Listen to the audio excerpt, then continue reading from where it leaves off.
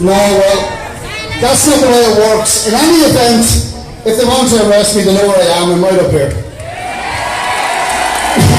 Let's see them try it!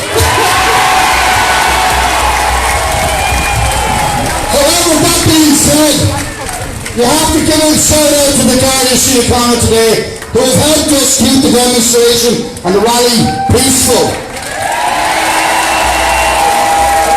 So we're not all that bad. Anyway, I'm going to pass you over to Maeve. I love yous and ladies. We'll see you at the next date. Again, remember, you're all the leaders. Every last one of you. So the next day you come, bring a friend.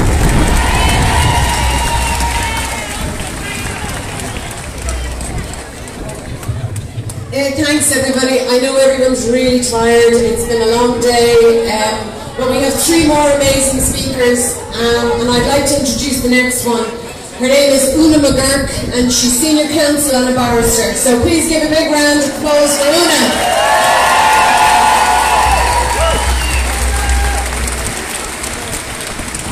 Hello, all you wonderful people. Thank you for being here today and having such courage to show up to give your support. It's really, really appreciated. Now, Una McGurk is my name, and I've been asked to speak to you today about the wearing of masks. I'm sure it's a topic that interests all of you. Now, I'm not going to talk about the recent legislation. For that, I urge you to watch the wonderful videos of my great friend Tracy O'Mahony. So I'm sure all of you know that already. So she explains it in great detail. I would also urge you to support her GoFundMe campaign. You know, she's raising money in order to get legal research and to pay for lawyers to take action in respect of the breach of our constitutional rights, especially our right to bodily integrity. So, no amount is too small, and even a euro will make a big difference. So I just wanted to do that for Tracy. Now, as for me, where did this idea of the mandating of wearing masks come from? 4.5 months into a lockdown where established scientific data confirms that the curve has long since flattened and the virus is no longer circulating. So it seems that an alleged, and I use that word, an alleged spike in numbers of cases is what was used to justify the introduction of these latest pieces of draconian legislation. So how did this come about? With the testing in Ireland, as you know, is PCR testing. And according to the HSE website, it's for coronaviruses. But they are reporting these cases as COVID-19 cases. Now, this PCR test was developed as a technique to replicate RNA sequence, not as a diagnostic tool to detect specific viruses. And to this day, it cannot test or detect any specific virus, only general coronaviruses. And as we know, even the common cold is a coronavirus. So if someone tells you that the case count is rising, that means there is more testing. And it's very simple. The more you test, the more cases you will find. Because the RNA sequence is very, very common and widespread. So this potentially inaccurate and potentially unreliable PCR test proves nothing. Yet it is being used by your government and governments everywhere as the foundation to drive this shaky policy of continuing the restrictions, including the mandatory wearing of face masks and the introduction in respect of same. So now, is there any evidence that these face masks work? You might like to know, and I'm sure you do, that one of the main influencers of the mandatory wearing of face masks in Ireland is one of our very own, Professor Luke O'Neill, the eminent professor of biochemistry at Trinity College, Dublin.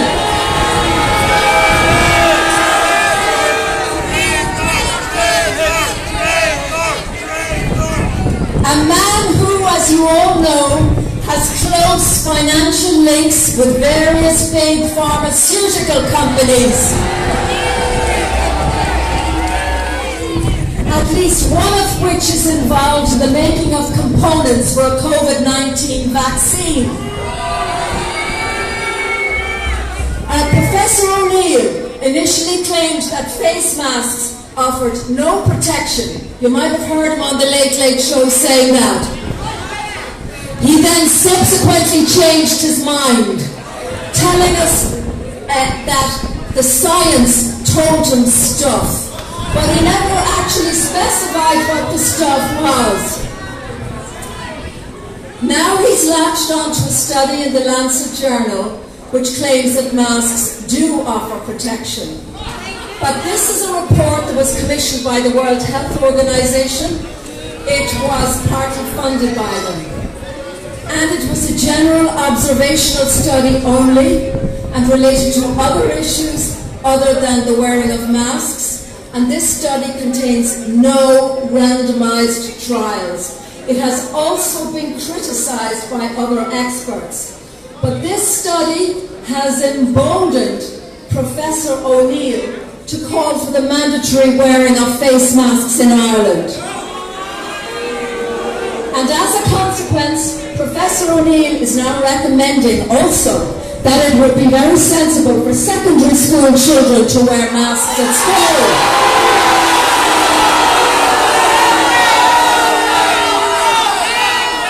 Don't you know, Professor O'Neill, that children and teenagers and young adults have no receptors for this virus? So why should they have to wear masks at school just because you say so?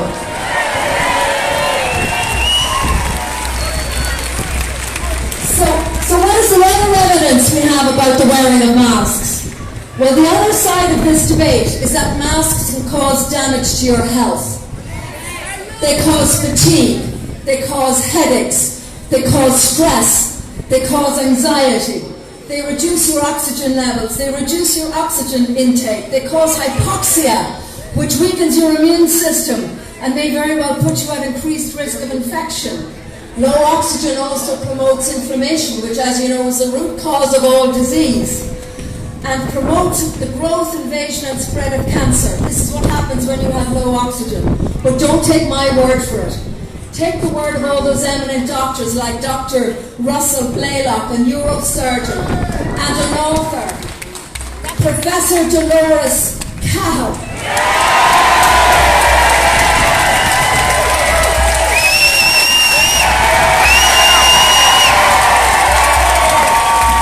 Simon Gold, the leader of the US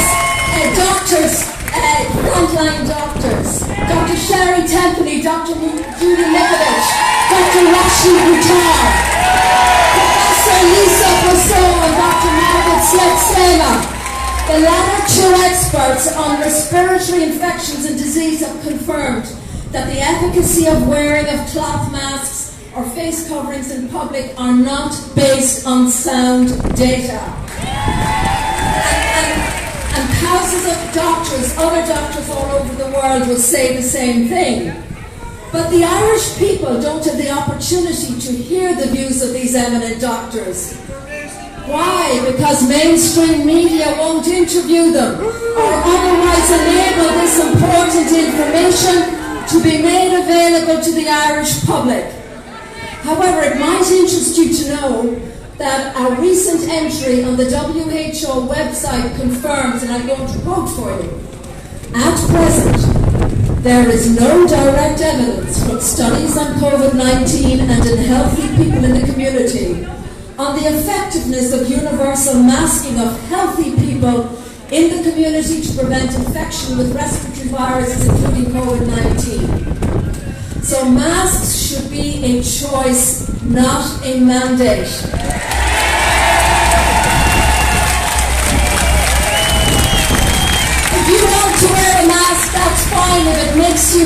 safe, that's absolutely fine. Everybody respects that. But it should not be a mandate. And indeed, Health Freedom Ireland stand for freedom of choice on this issue.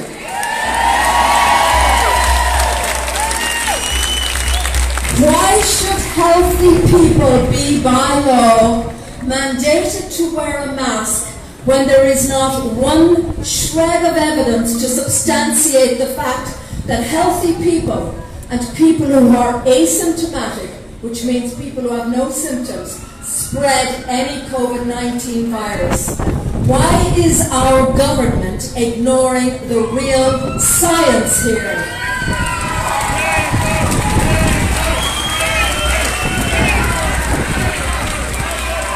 It's because the rules are being driven by politics, not real science.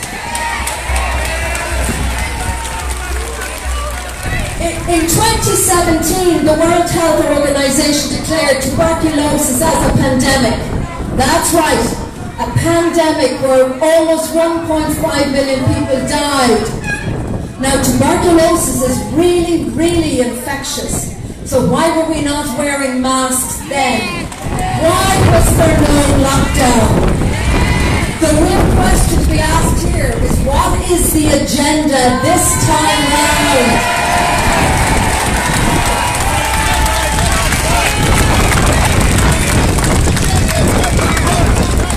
What's happening here is a gradual erosion of our civil liberties.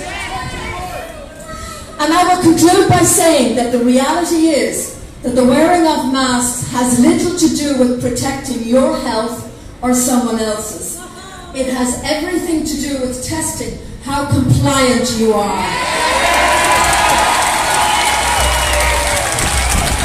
It has everything to do with testing how successful was the relentless campaign of fear perpetrated by mainstream media here and elsewhere.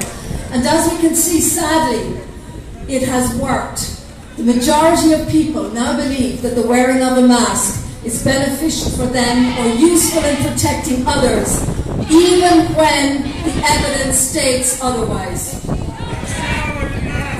So remember, your greatest enemy is not a virus that has at best the same death rate as the average influenza. Your greatest enemy is fear. Now you can overcome that fear by doing your own research. Do it on independent and uncensored platforms. That's really important.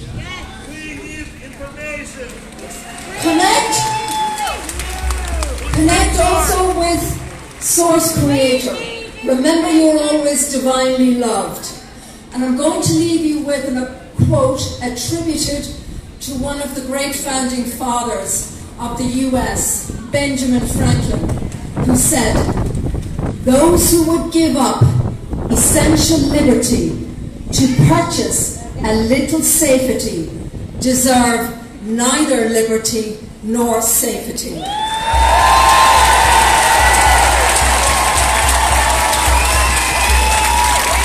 And finally, just to say, and just to remember, that great and benevolent events are happening in other places which will have an impact here in Ireland, but we still have a long way to go. So in the meantime, stay safe, love and support one another. God bless you all. Namaste.